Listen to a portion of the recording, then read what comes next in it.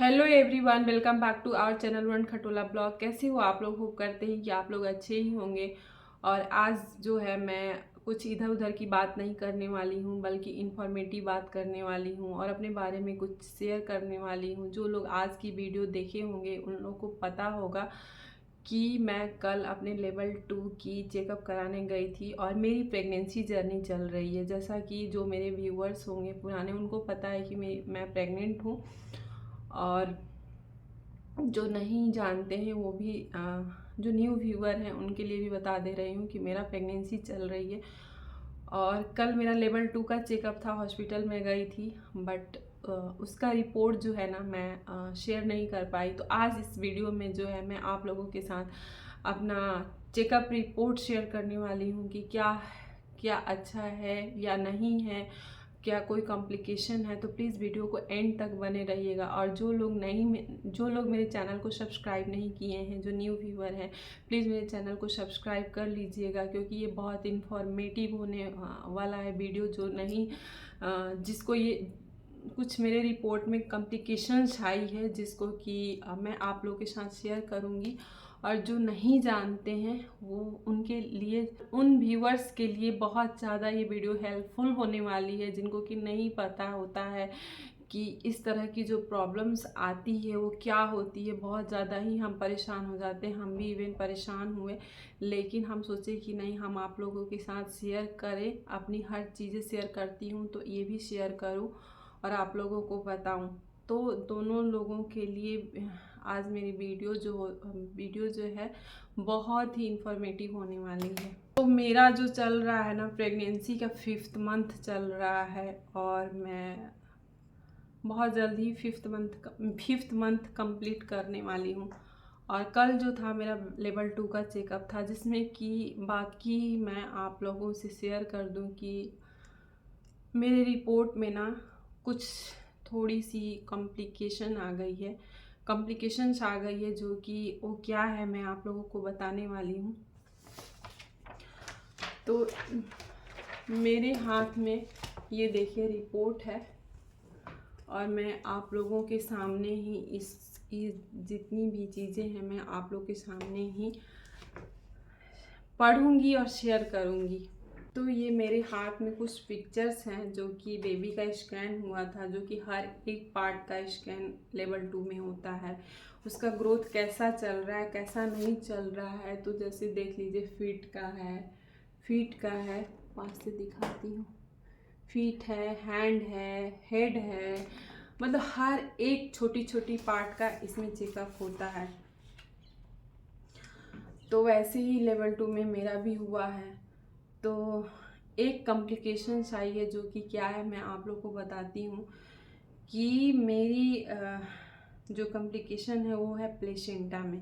Placenta क्या है कि उसको हिंदी में हम नाल कहते हैं। जब बच्चा एक बार हो जाता है तो उसके बाद उसके साथ साथ उसके थोड़ी देर बाद या उसी टाइम वो भी बाहर आ जाता है। और वो प्लेसेंटा जो होता है ना, जब बेबी पेट में होता है तो वो उसी के थ्रू उसका जितना भी जो भी विटामिन्स होते हैं या जो भी खाद पानी हिंदी में कह सकते होता है, उसी के थ्रू बच्चे के अंदर जाता है। तो बहुत ही इम्पोर्टेंट थिंग होता है।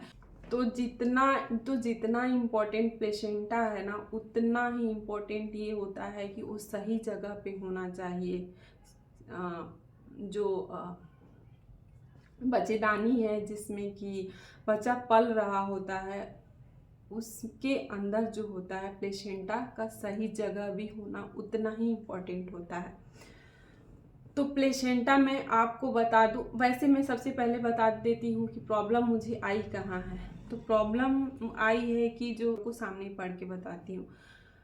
तो placenta anterior grade 1 lower margin 31 mm above OS.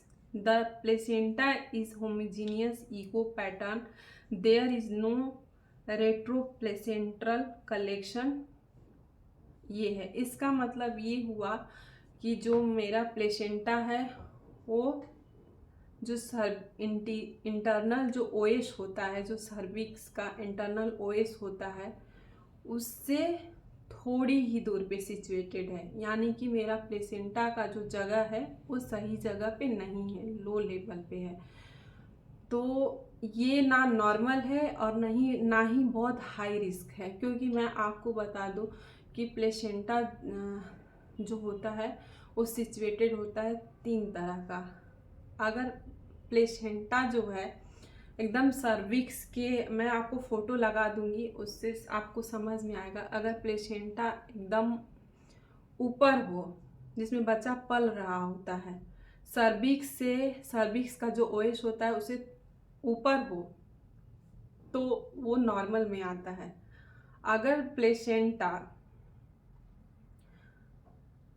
जो सर्विक्स का इंटरनल ओएस होता है उसके बीच, उसके पूरा मुंह पे नहीं होके, ओएस पे नहीं होके थोड़ी सी दूर पे सिचुएटेड होता है, तो वो लोअर लाइन प्लेसेंटा है, जैसा कि मेरा आया है। और हाई रिस्क उसमें होता है जो कि एकदम जो सर्विक्स का इंटरनल ओएस होता है मदर का, उसके एकदम ओएस पे ही पूरा रहता है, तो हाई रिस्क होता है। उसमें लाइफ थ्रेटनिंग का प्रॉब्लम होती है, लाइफ थ्रेट की प्रॉब्लम होती है। और ये भी हो सकता है कि सेकेंड ट्रिमिस्टर में हाई ब्लीडिंग हो विथआउट एनी पेन, तो ये बहुत हाई रिस्क होता है, जिसको कि प्लेसेंटा प्रीविया बोलते हैं। तो वो मेरा नहीं है और ना ही मेरा नॉर्मल है, मेरा बीच वाला है, जो कि इंटरनल ओएस से 3 सेंटीमीटर की दूरी पे है। इसको लेके जो है मैं कल बहुत ज़्यादा ही इस रिपोर्ट के लेके मैं चिंतित हो गई थी। और कल तो डॉक्टर को रिपोर्ट मैं नहीं दिखाई, क्योंकि जब भी अल्ट्रासाउंड होता है तो रिपोर्ट डॉक्टर को दिखाना होता है, लेकिन उसके पहले मैं भी पढ़ती हूँ, तो उसमें ये चीज़ आया हुआ था। तो मैं बहुत ज़्यादा वरीड थी, बहुत चिंतित थी। और मेरे जैसे ना जाने कितने लोगों की ये ऐसी प्रॉब्लम आती होगी और आती है, तो बिल्कुल भी चिंता करने की ज़रूरत नहीं है। मैं आप लोग को बता दूं, क्योंकि मैंने अपना रिपोर्ट डॉक्टर को शेयर किया, तो डॉक्टर ने मुझे बोला कि आपको चिंता करने की ज़रूरत नहीं है, क्योंकि ये जो है समय के अकॉर्डिंग ऊपर भी जा सकता है, हम उसका वेट करेंगे, क्योंकि ना हमारा नॉर्मल है और ना ही हाई रिस्क है। इसमें है कि कुछ सावधानियां बरतनी है, जिसमें कि खान पान हाई आयरन फूड खाना है, और जिसको कि हेल्प मिलेगा, एनीमिया की प्रॉब्लम ना हो।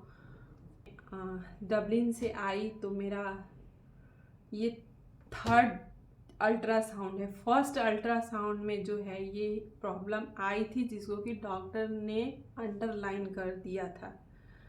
और उस टाइम में बहुत ज़्यादा कंसर्न नहीं हुई थी, मैं उतना ध्यान नहीं दी। लेकिन अचानक से जो है मुझे जब मैं रिपोर्ट ये 3rd वाला पढ़ी हूँ, जो इस बार कल चेकअप कराने गई, तो जब मैं इसको ध्यान से पढ़ी तो मुझे चिंता हुआ इसको लेके। तो मैंने तीनों रिपोर्ट को मिलाया, तीनों अल्ट्रासाउंड जो है, अल्ट्रासाउंड के रिपोर्ट को है मैंने मैच कराया कि मेरा जो प्लेसेंटा है क्या वाकई में थोड़ा भी मूवमेंट हो रहा है या नहीं हो रहा है, क्या उसी जगह पे स्थित है। तो पहला जो मेरा अल्ट्रासाउंड हुआ था वो जनवरी में हुआ था, 28 तारीख को। उस टाइम मेरा प्लेसेंटा का जो ओएस से, जो सर्वी का ओएस है, उससे डिस्टेंस 2.2 सेंटीमीटर था, जो कि मतलब कम था, जिसको कि डॉक्टर भी थोड़ा लेके चिंतित हुई थी, जिसको कि मैंने अपने वीडियो में डिस्कस नहीं किया था, क्योंकि मैंने भी खुद ध्यान नहीं दिया था। सेकेंड रिपोर्ट जब मैं मिलाई उससे, तो जो प्लेसेंटा का जो ओएस से डिस्टेंस है वो 2.7 हुआ आफ्टर 3 वीक। फिर मैं जो कल वाला मेरा रिपोर्ट है उससे मैं उस चीज़ को मैच कराई, तो 3.1 सेंटीमीटर अवे है इंटरनल सर्विक्स के ओएस से। तो यानी कि मूवमेंट हो रहा है, मतलब वो थोड़ा धीरे है बट धीरे धीरे ऊपर जा रहा है। तो इसके लिए जब मैंने तीनों को मैच कराया तो मुझे ऐसा लगा कि रिपोर्ट देके कि हाँ थोड़ी थोड़ी मूवमेंट हो रही है, तब जाके मेरी जान में जान आई है कि नहीं मूवमेंट हो रहा है। ऐसा नहीं है कि जो जैसा फर्स्ट रिपोर्ट था सेम थर्ड रिपोर्ट में भी आया है। अभी भी लोअर लाइन है, ऐसा नहीं है कि एकदम से बहुत ज़्यादा डिस्टेंस पे चला गया है, अभी भी है, अभी भी मैं मिडिल में ही आ रही हूँ। तो मेरा प्लेसेंटा प्रीविया नहीं है, नॉर्मल भी नहीं है, मेरा लोअर लाइन प्लेसेंटा अभी भी है। लेकिन गुड बात ये है कि हाँ उसमें थोड़ी थोड़ी मूवमेंट हो रही है, वो ऊपर जा रहा है, उसको नॉर्मल आना होगा और मैं उसके लिए जो भी चीज़ें करना है मैं करूँगी। और मैंने भी पढ़ाई उस टॉपिक पे की खुद से, तो ही मैंने सोचा कि आप लोगों से शेयर कर दूं, क्योंकि प्रेगनेंसी जर्नी जो होती है ना हम औरतों के लिए काफ़ी क्रिटिकल होती है, नाजुक स्थिति होती है। हर एक बारीक चीज़ों के लेके हमारे मन में टेंशन हो जाता है और इसीलिए हर कुछ हफ्तों पे चेकअप होता रहता है। तो इसमें मदर और बेबी दोनों की लाइफ थ्रेटनिंग रहती है। मैं थोड़ा सा अभी ठीक हूँ। कल मैं जब रिपोर्ट देखी तो मैं देखिए कल ही बाल धोई थी, लेकिन सर पे पूरा तेल वोल रखवाई क्योंकि बहुत ज़्यादा पेन हो रहा था, नींद भी ठीक से नहीं आ रही थी। लेकिन डॉक्टर से मैंने डिस्कस किया, मैंने खुद भी स्टडी किया कि क्या होता है क्या नहीं होता है, तो ही मैं आप लोगों से सारी चीज़ें शेयर कर रही हूँ। तो आप लोग प्रे कीजिए कि मेरा जो भी ये थोड़ी सी प्रॉब्लम है वो दूर हो जाए। और इसमें हाई आयरन फूड खाना है, क्योंकि हेल्प होगा इसको इसमें सही जगह पे जाने में। फिर हाई ब्लीडिंग रिस्क नहीं होगा डिलीवरी में, या फिर जो भी हो जिस तरह का भी हो। और प्लेसेंटा प्रीविया में जो होता है ना, वो उसके जो इंटरनल ओएस है सर्विक्स का, उसके एकदम मुंह पे ही रहता है। तो जब वो चीज़ उसको कवर कर देगा ओएस को, तो बच्चे के एक तो मूवमेंट में प्रॉब्लम होगी, दूसरा ये है कि वो बच्चा नॉर्मल हो ही नहीं सकता है, और तीसरा प्रॉब्लम ये है कि without any pen second trimester से ही हेवी ब्लीडिंग का रिस्क रहता है। तो वो चीज़ मेरा नहीं है भगवान की दया से, और थोड़ा थोड़ा ऊपर जा रहा है मेरा। और मैं फिर से बोल रही हूँ कि उसके लिए मैं बहुत कोशिश करूँगी। आज भी मैंने इसका खाना बना चुकी थी, लेकिन मैंने आद्या के पापा को बोल के मैंने साग मंगवाया पालक का, और मैं बनाई फिर से, क्योंकि मुझे इसमें सबसे ज़्यादा आयरन होता है पालक में, और मैं डेली खाऊंगी इसको। जो भी जितनी भी जो घरेलू चीज़ें हैं, आयरन का टेबलेट तो मैं ले ही रही हूँ, लेकिन मैं पालक साग पूरा जर्नी खाऊंगी, जो कि मुझे किसी तरह का रिस्क नहीं चाहिए। आगे भगवान की मर्जी, और आप लोग भी प्रे कीजिए कि सब सही हो जाए। तो यही एक छोटी सी चीज़ थी जो कि मैं आप लोगों के साथ शेयर करना चाह रही थी। बाकी सारी चीज़ें नॉर्मल है, कोई भी प्रॉब्लम नहीं है, और फ़ोटो शेयर कर दूंगी इस वीडियो में कि नॉर्मल प्लेसेंटा क्या होता है, लोअर लाइन प्लेसेंटा क्या होता है, जो कि ये मुझे प्रॉब्लम है मिडिल वाला, लोअर लाइन जो बोल रही हूँ। थर्ड नंबर प्लेसेंटा प्रीविया, तीनों आप लोग के साथ शेयर कर दूंगी ये, ताकि आप लोग समझ पाओ। और प्लेसेंटा प्रीविया में तो ऑप्शन ही नहीं होता है कि नॉर्मल डिलीवरी हो, सिजेरियन ही एक ऑप्शन है, और उसमें भी हाई रिस्क रहता है हेवी ब्लीडिंग का।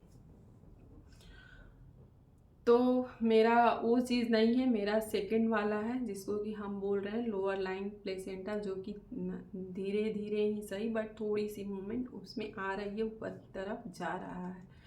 मुझे हेवी चीज़ नहीं उठाना है। आप लोग भी जिनको ये प्रॉब्लम होगी, या जो मेरी वीडियो देखेंगे बाद में भी, वो भी प्लीज़ अगर इस तरह का हो तो आप हेवी चीज़ उठाने की कोशिश मत कीजिएगा। और हाई आयरन फूड खाइए। और मैं तो खाऊंगी ही, मैंने बताया भी कि मैं खाना बना चुकी थी, फिर भी मैंने पालक मंगवा के और अपने लिए साग बनाई हूँ और मैं डेली खाऊंगी पालक साग, क्योंकि ये जो होता है ना, पालक में बहुत आयरन होता है। और हरी जितनी भी पत्तेदार सब्जियां हैं वो खाने की कोशिश कीजिए, हेल्दी खाना खाने की कोशिश कीजिए, प्रोटीन से रिलेटेड हो, आयरन से रिलेटेड हो, क्योंकि बहुत ज़्यादा ज़रूरी होता है प्रेगनेंसी जर्नी में। ऐसा नहीं कि मतलब चलो ठीक है ऐसा कुछ, क्योंकि आपके पेट में कोई और भी पल रहा है, उसको उसके लिए करिए, अपने लिए करिए। दोनों को, माँ और बच्चे को स्वस्थ होना बहुत ज़्यादा ही ज़रूरी है, बहुत ज़्यादा ज़रूरी है। तो कुछ पिक्चर्स भी हैं जो कि मुझे भी खुद एग्जैक्ट नहीं दिख रहा है, कुछ इस टाइप का है, एक एक पार्ट का होता है। अब लेवल 3 मेरा चेकअप होगा, अब डॉक्टर से मिलेंगे तो देखते हैं कि कब मेरा अपॉइंटमेंट होता है। तो ये जर्नी पूरा चेकअप ही चेकअप चलता है। होप करते हैं कि आपको हम अपनी चेकअप रिपोर्ट की सारी बातें शेयर कर चुके हैं और आप हमको समझ पाए हों। तो चलिए इसी के साथ वीडियो को हम यहीं पे एंड करते हैं, फिर से मिलेंगे न्यू ब्लॉग में न्यू वीडियो के साथ। तब तक के लिए bye bye, love you all. उड़न खटोला ब्लॉग को प्लीज़ सब्सक्राइब करना नहीं भूलिएगा। Bye bye. अब मेरे लिए ज़रूर प्रे कीजिए कि सब कुछ सही हो।